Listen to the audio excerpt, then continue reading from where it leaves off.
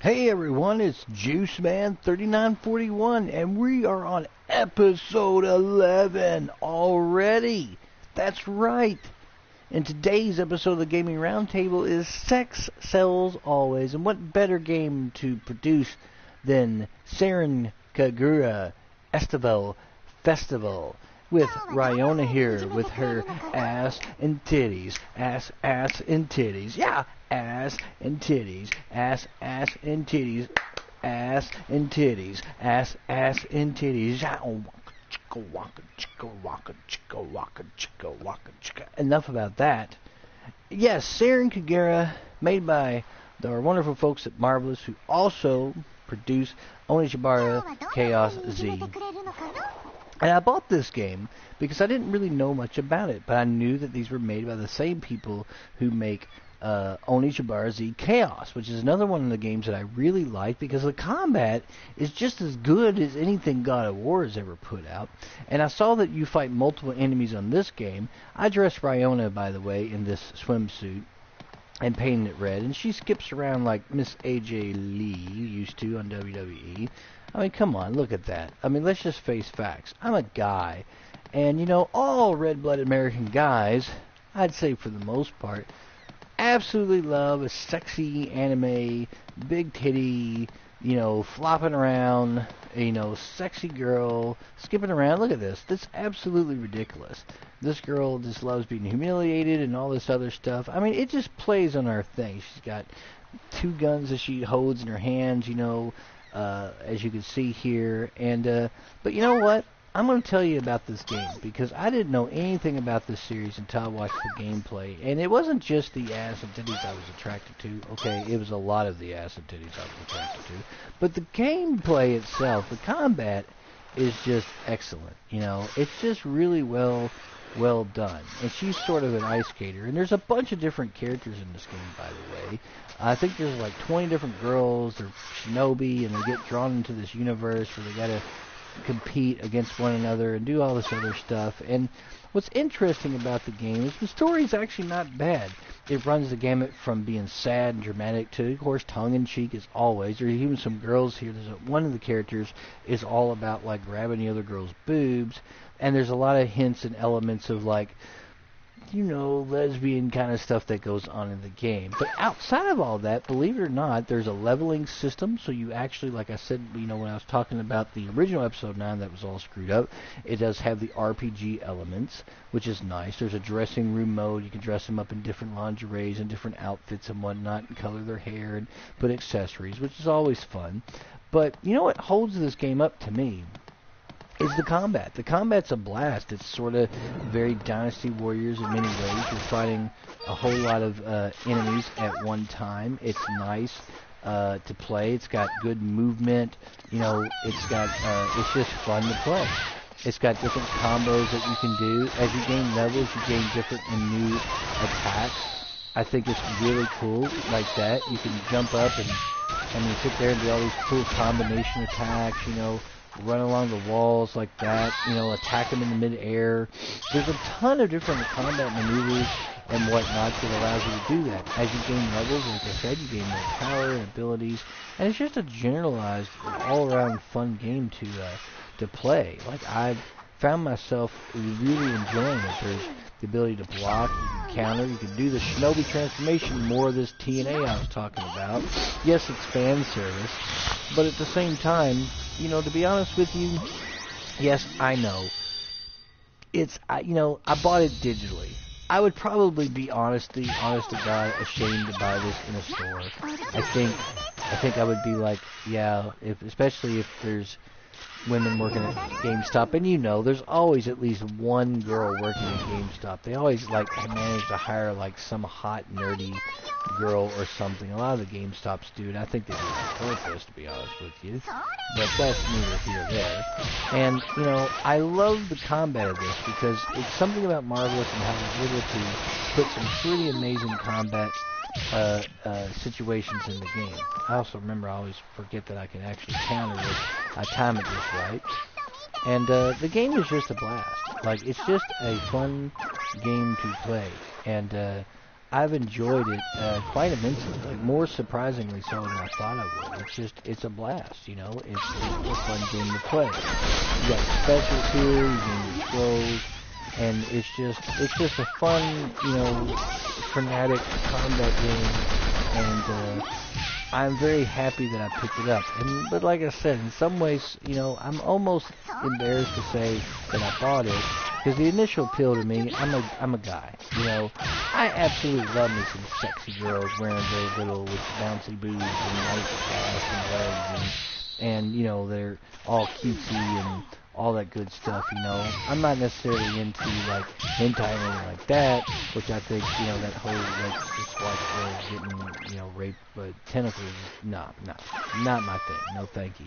But I actually, as I was playing through the game, what I thought was most interesting about it is the fact that it just had this great combat system. It had a almost Dynasty Warriors-like vibe. I thought it was just a blast to play through the game, and there was so much more of the game than I ever thought there would be. You can play online, you can play against people, it's got an interesting story.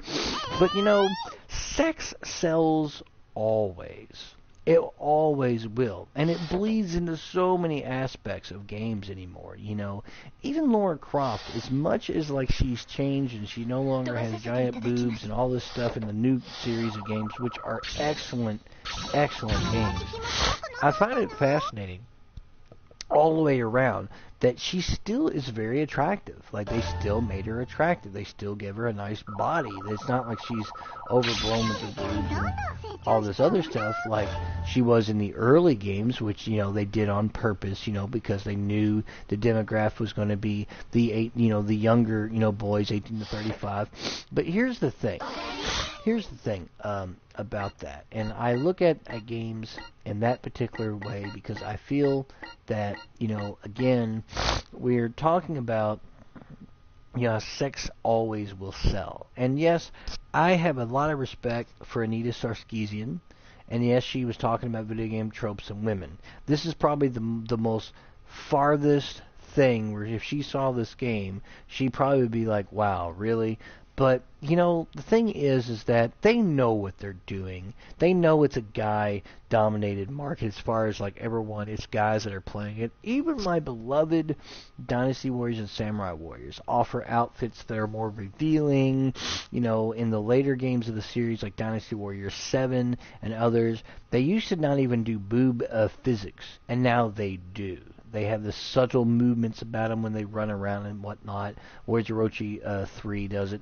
And it just makes you wonder, you're like, you know, again, this is all goes back to sex will always sell. There's sexual imagery in Grand Theft Auto 5. You can pick up hookers. You can go to a strip bar, you know, even if there's women players, and they may not go and do that, but maybe they do. Who knows? You know, this game to me is the epitome of that whole, like, holy cow, are you really are you serious? When I first saw this game, I was like, there's no way this exists. It gets worse though. In the dressing room, believe it or not, you can actually pull up cartoon hands and grope these women. You can only grab their boobs, but the point is, or smack their bottom or something. But they actually they get a little embarrassed, a little heart shows up like they're in love with you. And I mean, I was like, you're kidding me. You can actually grope these women. It was almost unbelievable to me. I just couldn't believe it. I was like, I can't believe they get away with this. This is unbelievable. But you know, if you stop and think about it for a minute, you know, it's kind of like, in a way, I'm not surprised. This is clearly a Japanese. Clearly, you know, And it's really, though, honestly, like I said, it's the combat to me that holds the game up. It's just such a fun game to play. It's fun leveling up your girls. It's fun, earning outfits and different things like that. In the lottery system, you can go to the shop and spend your coins and actually like earn different things. I just think it's just absolutely a fun game to play, even though it's very sexually charged. And again, I don't necessarily find fault with that. I just find that's kind of, I guess, what this series is about. I'm not necessarily saying it's a bad thing or a good thing. If you're just joining me, this is the Juice Man 3941. What's up, everybody? Konnichiwa, bitches. What's happening? And you're listening to the Gaming Roundtable, episode 11. Check out episode 9 and 10 I did earlier. I've been in a good mood. Got to do these Gaming Roundtable videos. Let me tell you, I'm playing a little Saren Kagura Festival a TNA game, as I sometimes refer to it as, made by Marvelous, which is, again, the game is fantastic. Its combat is a lot of fun. It's kind of pseudo Dynasty Warriors in a way, and it has a lot to offer as far as I'm concerned. I've enjoyed it immensely, and I find it just a whole lot of fun to play. It's got some way over the top moves, even though, yes, it's kind of sexually charged, and there's a lot of boob physics, and they're huge, and everybody seems to be, these girls seem to be, kind of, again, sexually charged and whatnot. And, again, sex will always sell. The people who get in up at arms over this stuff, it's always amazing to me, because I feel like, what did you expect? You're always going to have those games where the girl's armor consists of a bikini and, like, a few bits of metal here and there. It's been going on forever. It's just one of those things. It just goes back to even some of the covers of the old D&D, like, modules where the girls were wearing very little. It's just kind of the way it is, And anybody who thinks that that's not, like, that this is some kind of new thing is wrong. I can understand some points of view where people think we're objectifying. No, it sells, I'm a guy. I love me some beautiful women. I love me a girl with a nice rack. It's just kind of the way it is, And anybody out there who thinks that that's, oh, you shouldn't say things like that. That's not politically correct. It's not PC. Well, then F you. Because it's the truth. And the Gaming Roundtable is all about the truth. Sex will always sell. Like I was saying earlier, when it comes to even the new Tomb Raider, like, it's not like they made Laura ugly. Yeah, she ain't buxom like she used to be, but she's still very pretty. That's honest to God, the truth. Look at your Dead or Alive series. You got Ayani and all these girls with these big boobs. Even my beloved Dynasty Warriors, has the same issue. They have these outfits you can download where they're showing more skin. There's boob physics. I mean, it's just, it will always be in the game. It will always be in the game. Even Destiny. Now, people say, wait a minute. Now, really? Destiny? Now, how is it that Destiny has any kind of sexual stuff in it? Yeah, you ever seen the dance that that they put in the game for the Awoken? If you're using a female, I mean, it's kind of this sexual kind of dance. It just kind of is. It's in the game. It's there. You can't really deny it. It's just kind of part of the way it is. And I think though, that I'm here to tell you that, is there anything, generally speaking, wrong with that? I don't really feel like that it's necessarily wrong. I just think that it's just people need to get over it. Sex will always sell. It will always be there. It's in media. It's in TV. It's in magazines. It's in the shows. It's a guy thing. Playboy did not sell for the articles. It sold for the new women. Come on. Well, now they no longer get nude, so I don't know what's going on with that. But this is my point. Like, you got to remember that in video games, it's nothing new. It's absolutely nothing new. What? Wait, got a green light on the button here. We have a word from our sponsor. Tonight's episode of Gaming Roundtable is brought to you by Beer in the Throat. Oh, that's good. Back to you, Juice Man. Thank you, sponsor. I appreciate it.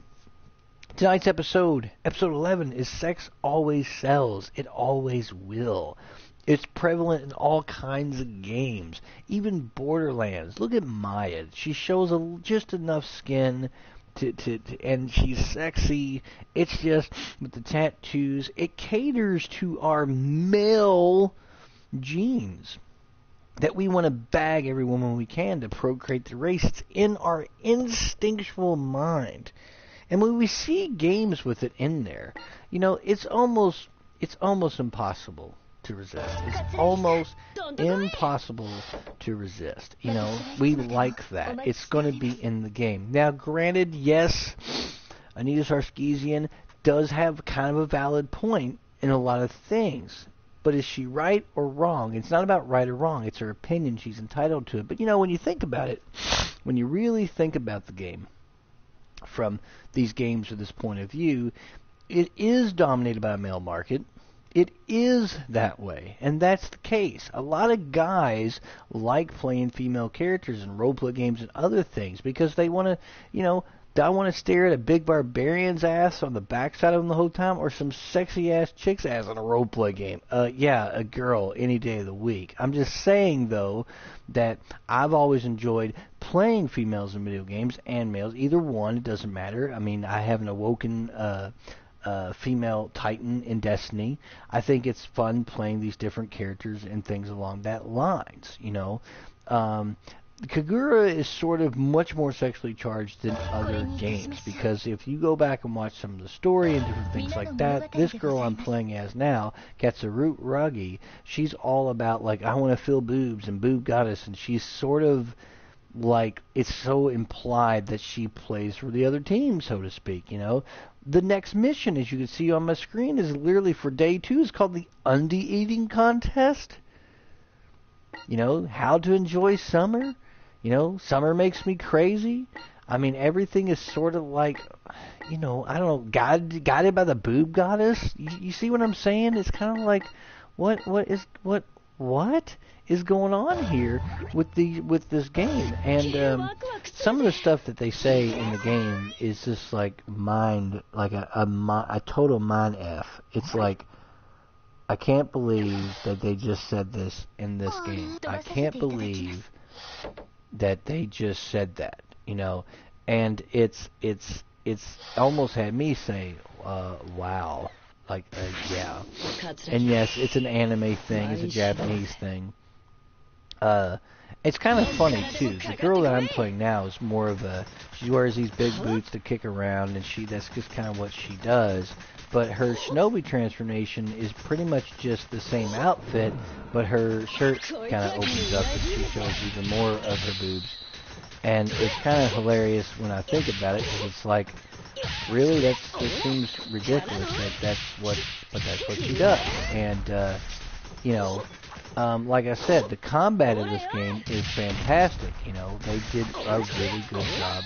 And it's a lot of fun to play. I find myself enjoying it. It kind of has a Dynasty Warriors-like vibe with an Onitsubar vibe. And let me do my Shinobi transformation so you can see what I'm saying. Okay, there we go. That's what I'm talking about. Little T&A there. But look, when she transforms, it's essentially the same outfit, except her shirt's more open. And, her skirt changes a little bit. It's just cracks me up when I think about it. I'm like, really? This is how it's set up. It's just funny to me. It's like, wow, really? That's how you're doing this game? This is her. She's just got, look at this, boobs with her shirt open. And what's even more funny, if you really look closely, the buttons on her shirt are kind of where her nips would be. I don't know. Again, call me just, oh, you're just a dog or whatever, It's like, well, I'm a guy. I'm not going to make any bones about it. Yes, I dig it, and I'm okay with it, At least I can accept that. It may not be politically correct, but, oh well, it is what it is. At least it's truthful gamers out there in the YouTube community, do a little special here. And these specials here are just great. They're just over the top, and lots of particles, different effects and stuff. I mean, I love that aspect of the game. It's just really, really cool. And again, I really enjoy the combat of the game.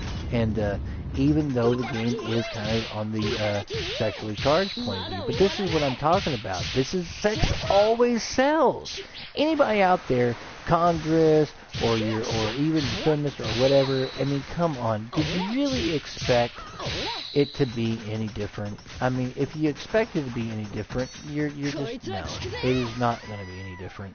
This is how the games are. It's always going to be in there. It's either going to be very subtle, in very subtle ways in some games, or it's going to be like the most over-the-top, in-your-face TNA, like Saren Kagura Estival versus game is. And you know, if we are going to sit around and try to censor these games or whatever, we really shouldn't do that, okay? This is just how it is. This is this game and that game. Sex always sells. The majority of people who play video games are 18 to 35, YouTube community. That's what they do. And it's men. Men are playing it, right? Guys, you know, young and old. Sex always sells. It doesn't matter, you know what game it is. It's always going to be in there. You know, even the puzzle platformer Catherine had it in it, right? There's scenes in Heavy Rain with it in it, you know what I mean? It's always going to be there, you know. Bayonetta, Lollipop Chainsaw, you know, sexually clad women. That's what we want to see, you know. Even Diablo 3, for the love of God, you know, you play a demon hunter and you play a chick, and half the time she's wearing some kind of bikini armor. It's just, again, it's there. And it will always sell, you know. And that's what this episode's about.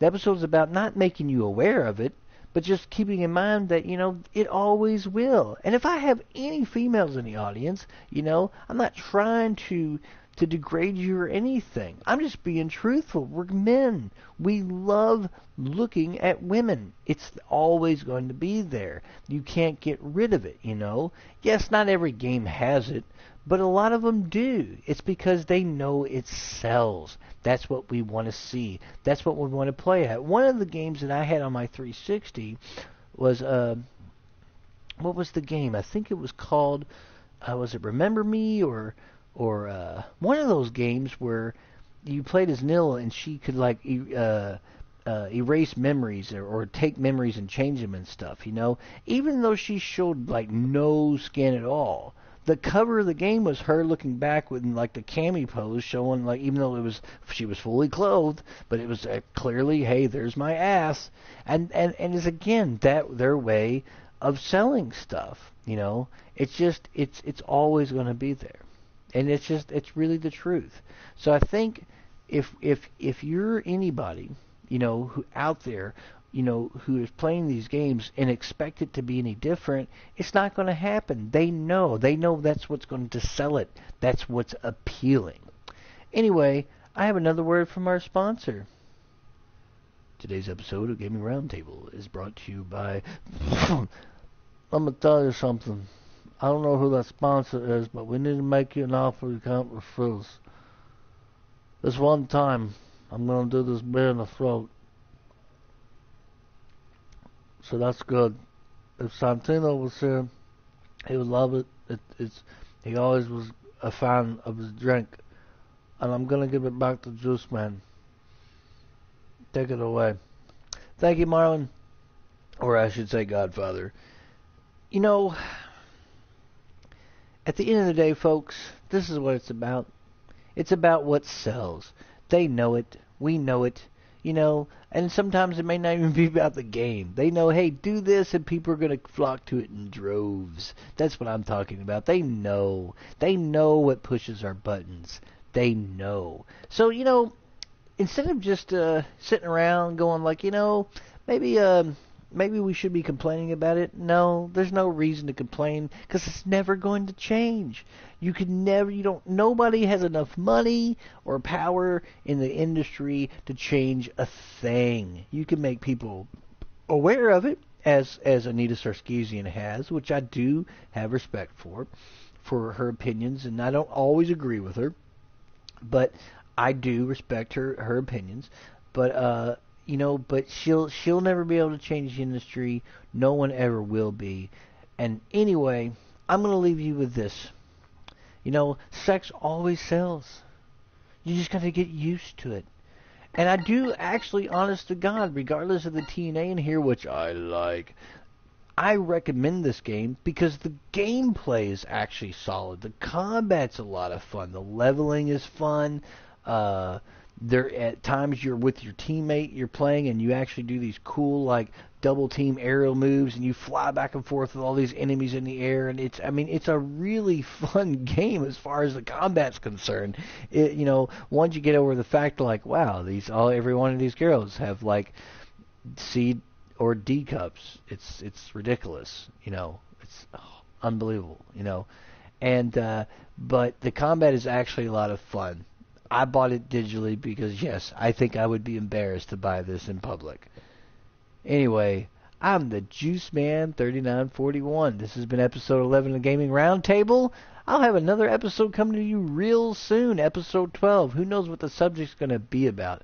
But I'm glad you tuned in. I want to thank my 2 subscribers, my 2 people that subscribe to me. You guys are awesome. Thank you for subscribing. I'll have some more videos for you soon. Episode 12 will be on the way. And as always, gamers, good gaming.